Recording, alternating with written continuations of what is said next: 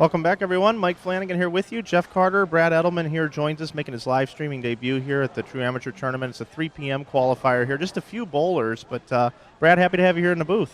Thank you, Mike. Nice to be here. Glad to have you guys with us. I know you've been watching a lot of our broadcasts, keeping an eye on things, and what a great partnership this is to be with you here live streaming this thing. Well, you guys do a great job. I just hope I can live up to Brian Wallachek's. He set the bar pretty high. Brian Wallachek, yeah, that was the first time he worked with us at the Boot Hill, but that was a lot of fun. Did you say first and last, or did you say first? Just first, yeah. Okay. We'll keep him around. Just checking. I enjoyed his commentary. Jeff Carter, this guy here, Brad Edelman, the living legend, is here with us. I don't know about that. Living, yes, that's about it. The living legend. You're definitely more well known than you give yourself credit for. Well, I don't know. Sometimes that's good, sometimes it's not. But I'm happy to be here. I'll tell you what, guys. This is this is so good for so many bowlers. I mentioned briefly with you, Mike, when we were down there with Louie, that the majority of this field are just league bowlers from back home, and they pay their USBC dues every year, and they go out and they bowl their 3 games, and maybe they're in 2 leagues, and maybe they're just in a mixed league, and one of those guys is going to win $20,000. 20 grand. It's not the old days. I get that, and so do a lot of bowlers, but it's a lot of money. Competition's great too. Still really good coin, no doubt about it. No, it is. Getting our announcements here. Your guy behind the desk, what's his name? Does all the announcing? Eddie Dufik. Eddie's been with the TAT since the inception. Does a great job. He kind of runs the floor for us, and does a very good job.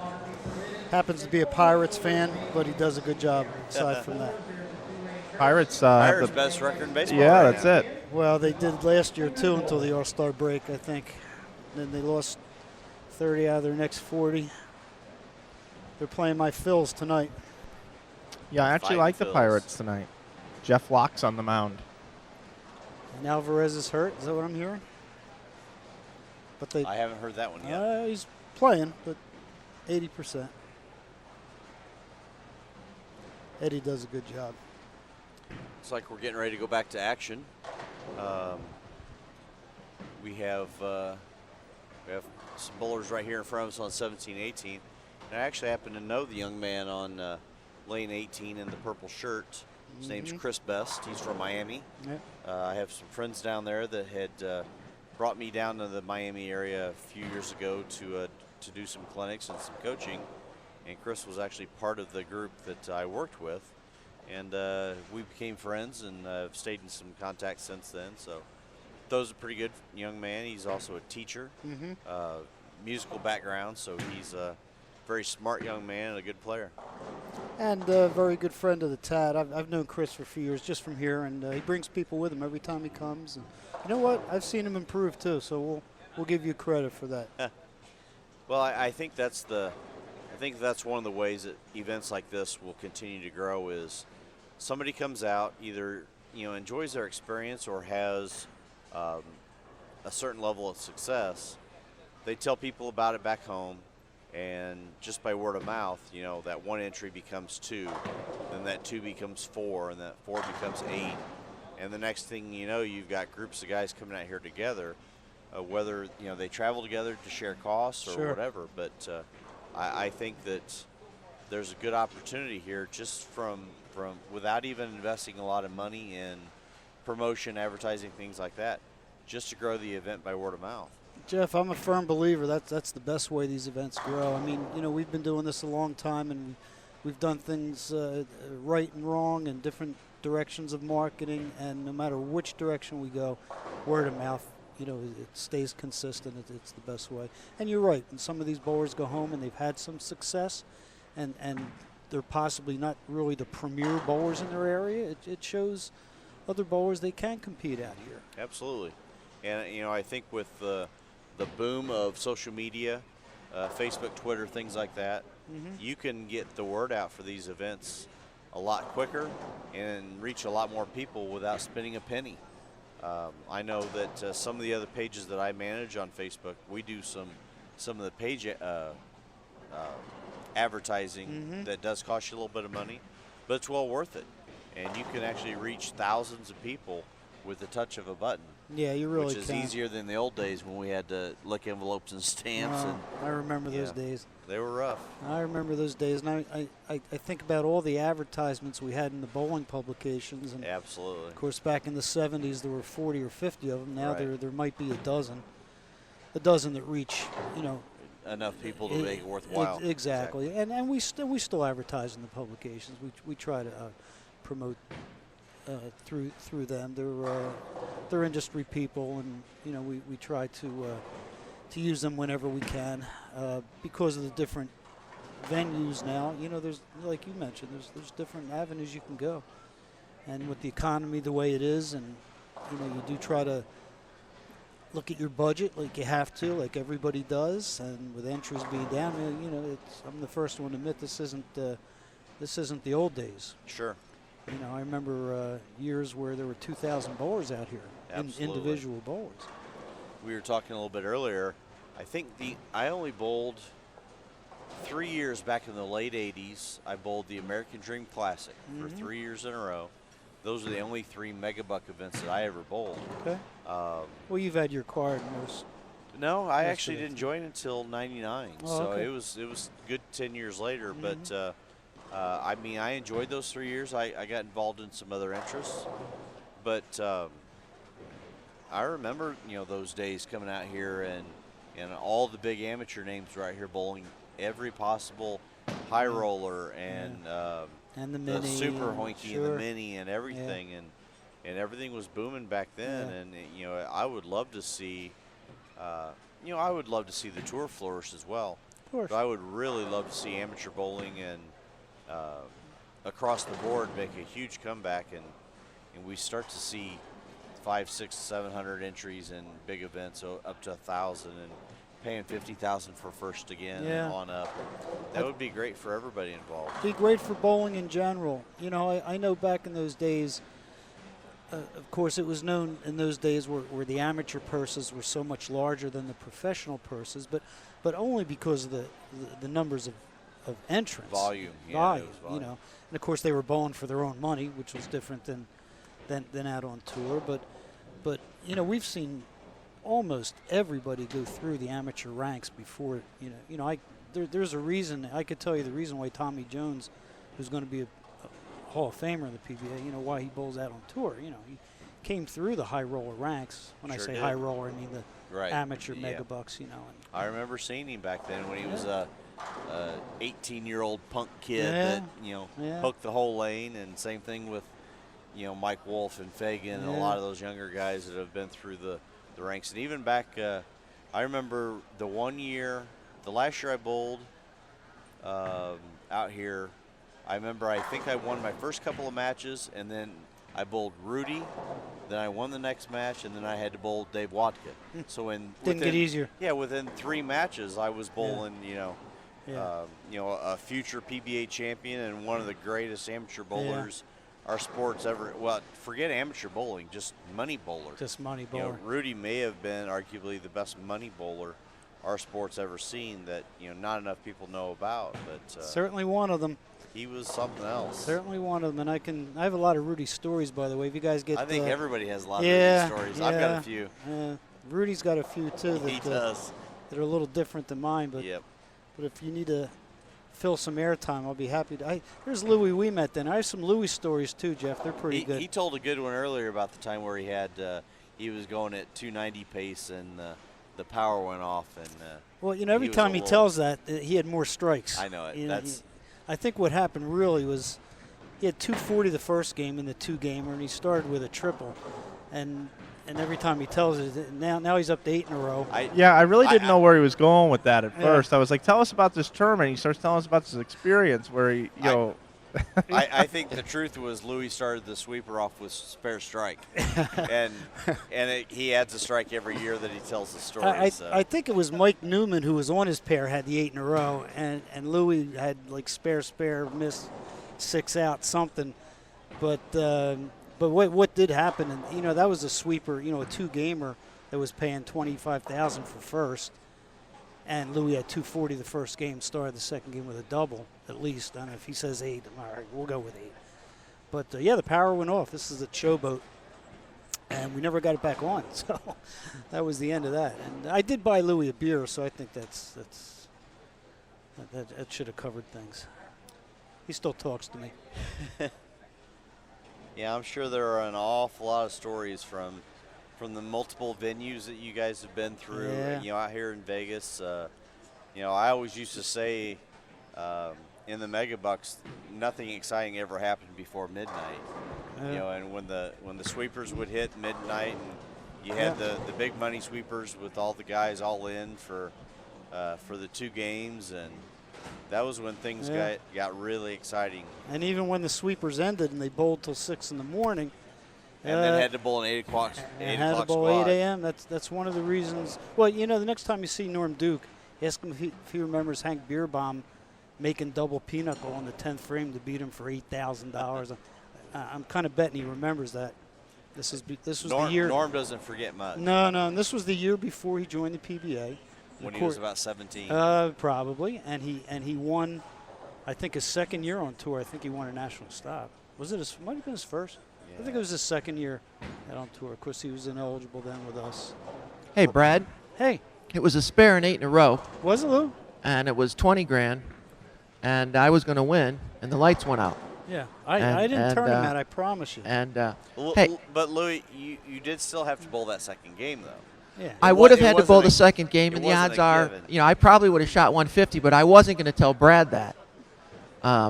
I was negotiating for everything I could get. But Louie, when they called me down as tournament director, and I looked at the bowlers on the pair, and somebody said, "Hey, somebody had 8 in a row, and Mike Newman was on your pair." I mean, who do you think I thought had 8 in a row? I mean, no offense, Louie, but talk about legends. Yeah. We actually were talking a little bit earlier. Saw Wendy sitting down there. We got into a discussion about some of the greatest women bowlers of all time, and then mentioning Mike Newman. I know I brought his name up earlier. Where does Mike fit in one of the top amateur bowlers of all time in your mind? Because you've seen everybody come through. I've seen here. everybody. He's definitely in the top 10. You know, it's a little hard for me to have a top 10, although I do. Only because the only place I've ever seen Mike Newman bowl in my life is at Showboat on one surface. Well, they've changed surfaces several times. He just bowled so good at Showboat and when it was Castaways. And he was a legend. He was the kind of guy that no matter where he was bowling his match, they were 10 deep behind watching him. And funny quote from I'm writing a book, by the way. Awesome. And, of course, it won't mean much to anybody who wasn't there, but a lot of great stories, a lot of great quotes, and Newman's in there many times. There was you remember Showboat, and Absolutely. there was a pair of lanes. I'm trying to remember, it had to be about 35, 36 with the control desk in front of it, so you couldn't get spectators. But anyway, there's Mike Newman bowling. This little 80-pound girl who wasn't a particularly great bowler. I mean, she was making spares, and they get to the 10th frame, and they're both clean in the 10th, and she punched out in the 10th. She goes cross-hit Brooklyn, strikes out in the 10th, forces Newman to double. And Mike's up on the left lane, hasn't thrown a strike on the left lane yet, and flushes 3 to beat her. Somebody walks up to him and says, "Mike, how did you do that? How did you throw 3 strikes on that lane when you didn't throw a strike there the whole game?" He said, "Well, I really didn't have to until now." He was That was Mike something Newman. else. Yeah, that was. There was an awful lot of guys that came through those ranks that we were watching Dave Gwendon earlier, and Dave is one of the top amateur players to Top ever money come winners through. in our He's high roller, yeah. an incredible player, Yeah. and then there's so many others. We mentioned Renneria earlier, and Joe Vito, and so many guys over the years that have bowled in these types of events that Sure. a lot of people have never heard of. Yeah. Especially some of the younger crowd that, Sure. Unless they see him bowl on TV, on ESPN on Sundays, they don't know who they are. And there's a whole different bowling world out there that is almost hidden. It'd be great if somebody would have had the foreshadowing to video archive everything that went on back then. I'll tell you a funny story about videotape. I'll tell you first about Joe Vito. Joe Vito was Norm Duke's doubles partner the night Hank Beerbaum made double pinnacle. They were bowling doubles action. Right. And Norm Duke and Joe Vito, of course, used to bowl a lot back then. He still throws a good, by the way. Yes, he does. Yes, he does. And of course, senior bowler. We had a tournament at Showboat, and this is in the maybe 2001, 2002. So it was actually the Castaways then. And I get called down to the lanes, and we're still in match play, bowling matches. It's 2 matches per pair. And the one guy says to me, I made my shot, I struck, I walk back, I walk off the approach, and the foul light goes off. He says I did not foul, and by that time, so he wants me to reverse it. And of course, I can't just reverse it. I have to look into it a little bit. And our policy back then is we don't talk, we don't ask the opponent, we don't ask anybody around. And I said, I just can't reverse it. I go by the official score. The score actually changed it, gave him a foul. So somebody taps me on the shoulder. He's sitting right behind, and he's videotaping. And he's videotaping the other match, not even this one fellow's match. And he says to me, if we look at this tape and see for sure that there was no foul, would you give it back to him? And I don't think we've ever used instant replay. In The High Roller's a before. Pruder film. I mean, that's what it was. Yeah. Well, I didn't remember any precedents. Instant replay was never in bowling. I don't think it's been used since. This might have been the only time. So I said to the fella who said he didn't foul and his opponent, I said, I'm going to review this tape. And if I'm 100% sure, I mean, no question in my mind that it's faulty. Now, I do want to preface this, too. Back at Showboat and Castaways in the early days, in July, we all know how hot it was, the same it is Absolutely. now. They used to leave the door open on 1 and 2 for whatever reason. It was a fire code, actually, because there's so many people in the building. They had to leave 1 and 2, the door open. So it got very hot, very humid in there. For throughout history, we've had problems with foul lights there. Sticky approaches, too, in the old days, but especially with faulty foul lights. So I'm thinking, I hate to take the strike away from this guy if he did not strike. So I'm willing to initiate the first instant replay in bowling history. So we look at this tape, and we're on the preview mode on his camcorder that used to sit on the shoulder and weighed about 40 pounds. And we watch the tape, and there's the guy, and he makes a shot, and he strikes, and he turns around. And not only did he walk off the approach, but the next player actually picked up his ball, was ready to take a step, and the foul light went off. And I said, no foul. And I let him keep the strike. And the opponent, Was good with it. I think the opponent knew it wasn't a foul to begin with, but he wasn't going to offer his. So anyway, that's just one of the many stories. Legendary High Roller story. Legendary, Louie. You know who's probably got some good High Roller stories is High Roller Chuck, Oh, absolutely. who Because he made a lot of them up. That 122 to 118 match that never happened. Well, Chuck says it did. He was a statistician along with Chet Hudson. We miss Chet, Louie, don't we, out here? we do miss Chet. I actually was with High Roller Chuck just a few minutes ago, and Chet actually looks like Senator Jeff Sessions from Alabama. Only Chet's And- smarter. And Chet is smart, Chet's smarter. And so I got a bunch of pictures off the internet of Senator Sessions and gave them to Chuck, and he sent them to Chet to let him know we're thinking about him. Well, I think Chet's backswing's a little higher, too. Chet throws it harder too. Chet throws the ball good, Yeah. Chet and Carol, this is the first July they've missed in, 25 years maybe. But we've been promoting some of the other events that you got coming up, and Yeah. talking to Jeff and Mike, and what's really cool about what I see what you're doing is with the new bowlers, like not that they're new, but the military people, how the military tournaments are growing, and the first responders, which I predict probably in 3 or 4 years that first responders could absolutely go crazy. Yeah, it's showing signs now. And so even though the High Roller's always been known for really top-notch amateur bowlers, and the TAT as well, but it's nice to see, people from the masses coming in who enjoy bowling, they don't average 220. Maybe they average 175, but they still bowl league a couple times a week. They love coming out to Vegas for the week. They do. All the military guys, and I see you got all kinds of new events coming up. Well, we have our 2 military events now. And the January event, which is the one that's been running now, this will be the 57th annual event. That sells out every year. And we're now using 2 centers, Orleans and Gold Coast, and that'll sell out again this year. And this is the first year our August event is sold out, and that just sold out last week. And you're right, it's a different, totally different roster, if you want to call it a roster. There's so much camaraderie and other social aspect to these events. We'll get people in January. Oh, we have to bowl again today? It's 2 o'clock? Oh, no, we have to bowl at 3. They're there to see friends, and it's so great because every time somebody comes out for the first time, I make a side wager. I said, guaranteed you're going to run into somebody somebody you served with 20 years ago, and never fails. And people are always running into people they served with or maybe bowled with in inter-service. Lieutenant Dang?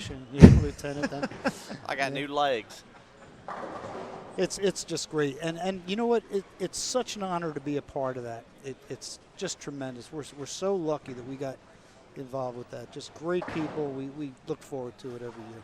Well, and at Storm, our new director of marketing, Mr. Flanagan over there, he's talking about some really cool events that we're going to do for women, try to get women's bowling back on the map and trying to get that going again.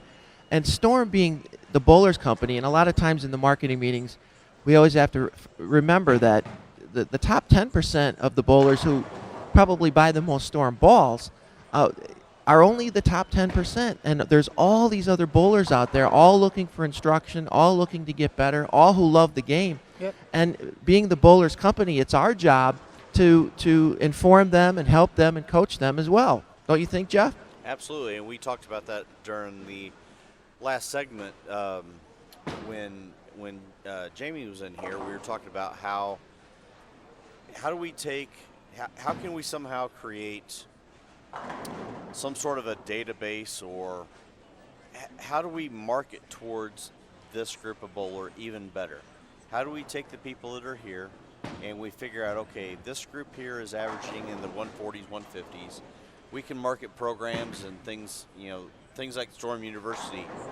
We can market towards them. How do we reach them and turn them into the next group of 170 to 180 average bowlers?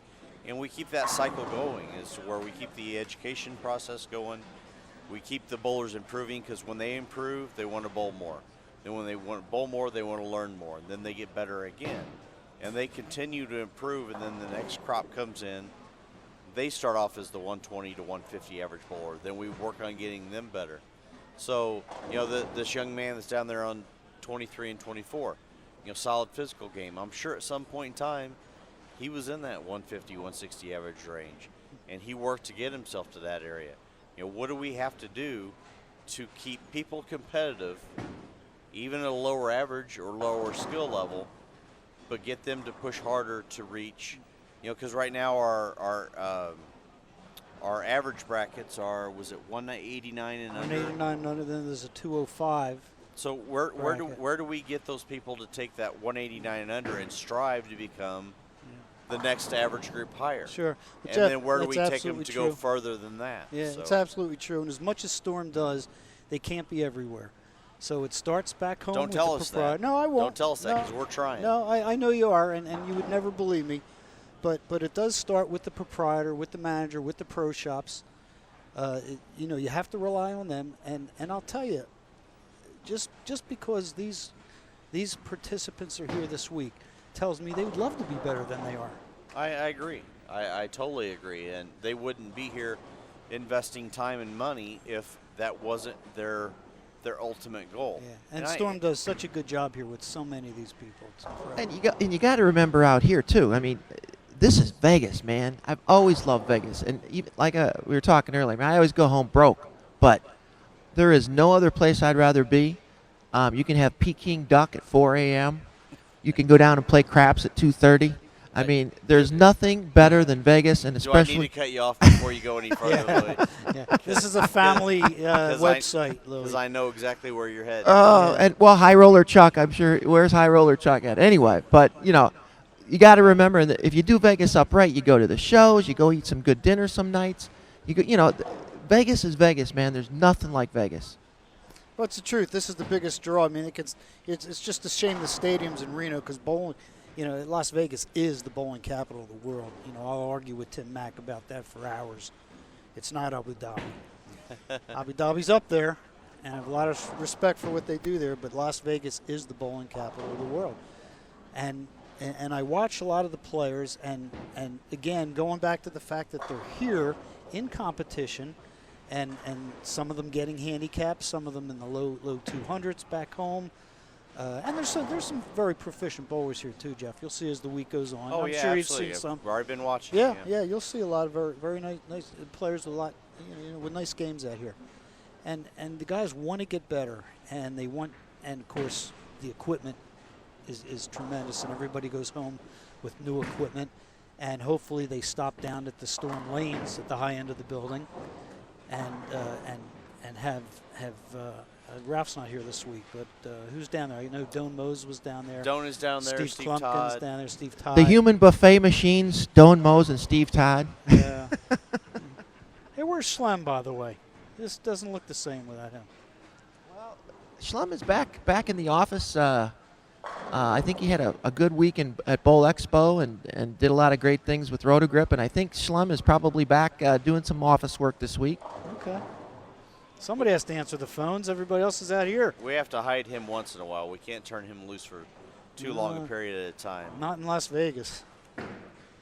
Bill C will be here, Louie, for the Storm Challenge Finals. Really? Thursday night. Oh, well, I'll tell you what. He's been in an awful good mood lately, and I think it's probably because of the gold ball.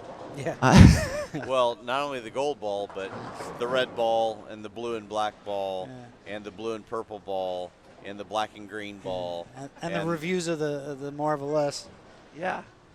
So, we mentioned earlier, Louie, that, talking to Corbett, the other day when we were setting things up that, at Storm, volume of ball sales, we had our best month ever in May.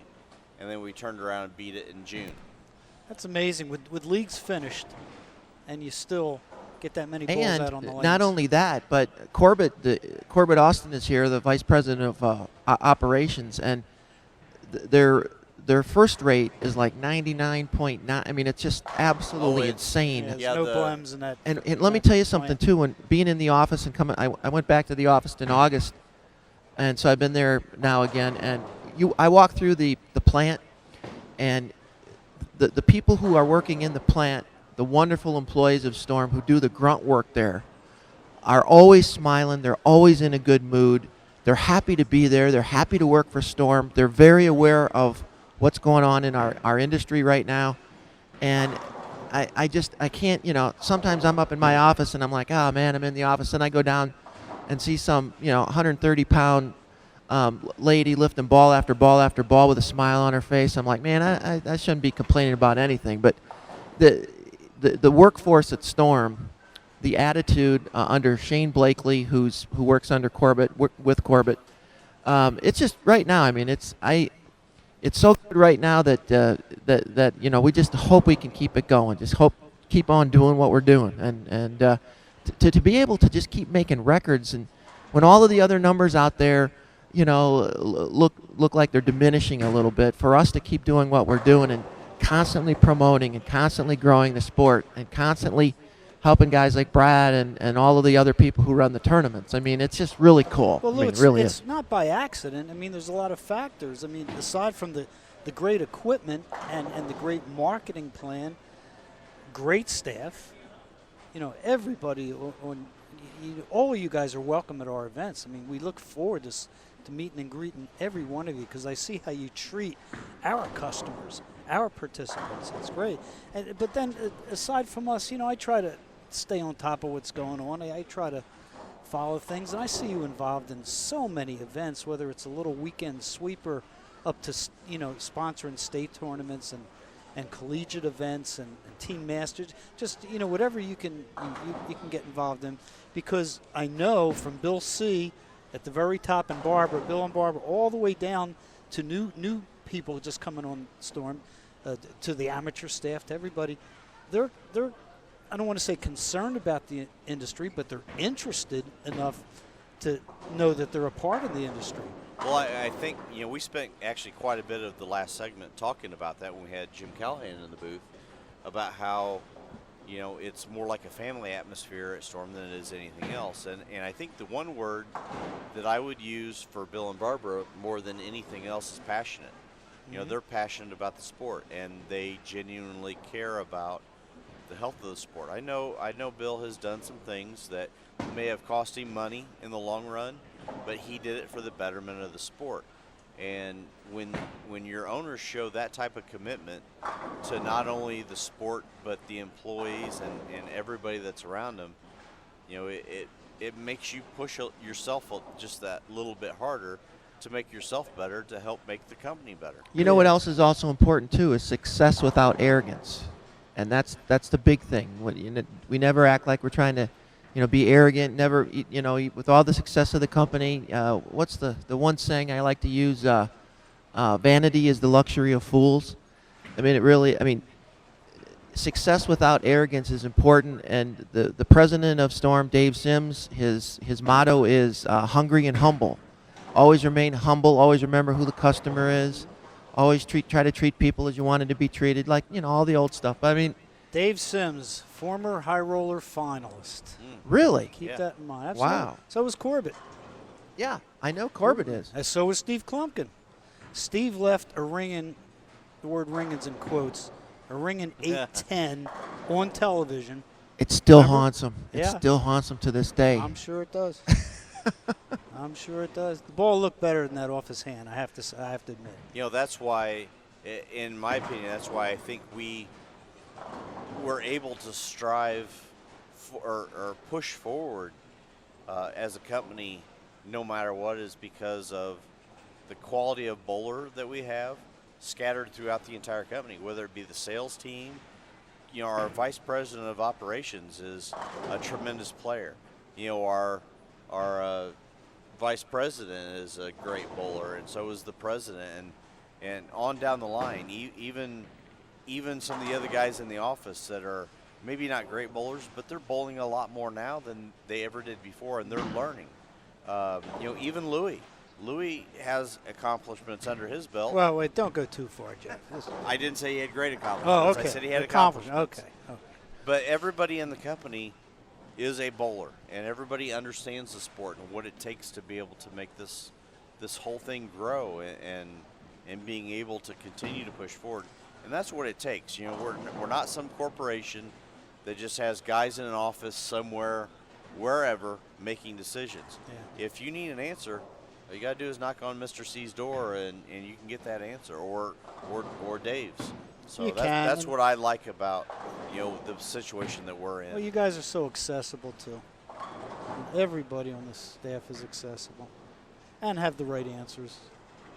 You just have a lot of good bowling minds in the company, and that's how you got the job. Nobody asked me when they hired Louie for references. Probably a good thing, because they probably would have been fictitious references, I would imagine. Jeff, I love the one cool thing about when I was working for Brad, after about usually about the second or third day, I'd blow through all my cash, and so Brad wasn't real good with raises, but I could come up to him at any point. The whole 2 weeks I would be there, and I'm like, "Hey, Brad, I need $2,000," and he'd just whip off $20, $100 bills, and he goes, "Write it down," which I thought was always pretty cool. Yeah, but that cost Chuck money, because Chuck wouldn't get paid that weekend. I think the theme here, since we've been talking, is the fact that Louie is a bad gambler. He keeps talking about it. Every time he comes to Vegas, he goes home broke, and he always needed a $2,000 advance. Louie, step away from the tables once in a while. 1-800 whatever, right? Yeah, I know. I just yeah. Louie told me one time he was thinking of I'll moving just to Vegas. interject real quick. It's probably a good thing you didn't pay him that $2,000 in singles. Ooh. That's a totally different story, and I'll let that one go. We'll save that one for High Roller Chuck. Chuck's got pictures, so maybe videos. You know what? You were talking to Jim Callahan before, who had some heart issues, and High Roller Chuck, my longtime partner in crime in Vegas, Triple bypass. and he's living right now at 65. This is no kidding. 65% of his heart doesn't work.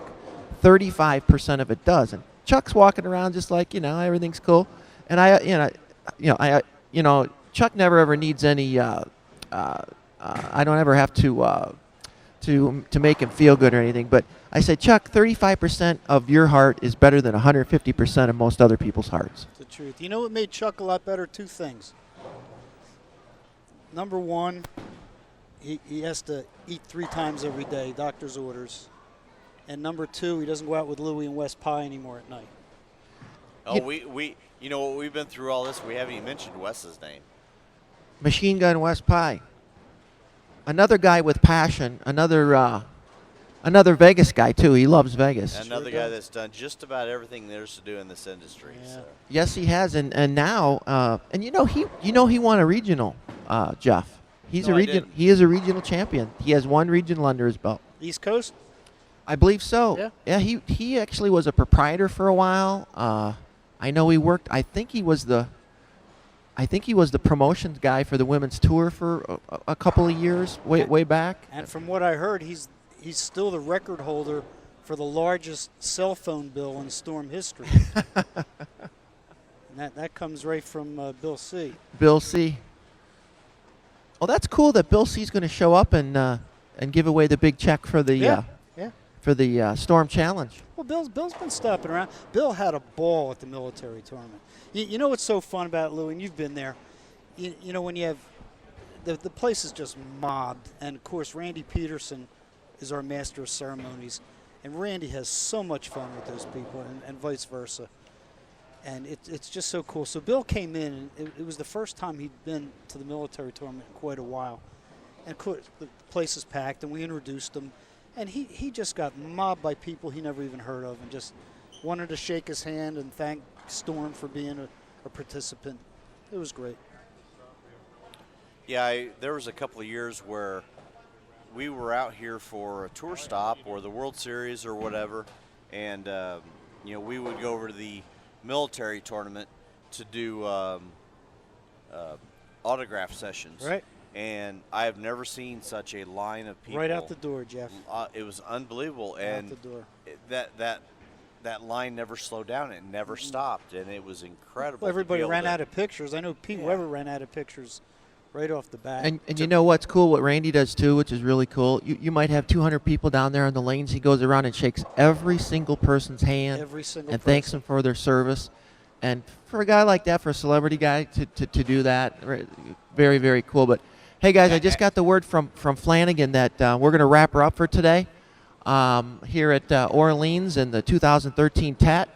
We'll be back again tomorrow for more live coverage from Las Vegas. Jeff Carter, Mike Flanagan, Brad Edelman, a whole host of stars coming in tomorrow. So make sure if you're watching the live stream, tell your friends, text your friends, call your friends, email your friends, tell them about the live coverage. Let's keep competitive bowling going strong. So with that, Jeff, Brad, we're gonna call her a day, and we'll. Any final thoughts? Can I tell more stories tomorrow? Absolutely. Yeah, absolutely. Okay. And I'll close with my Stay Classy San Diego line again, unless I come up with something new overnight, like Stay Sexy Las Vegas or something. So. Very good. Thanks, guys. All right, we'll see everybody tomorrow. That's a wrap. Thanks, guys. Thanks.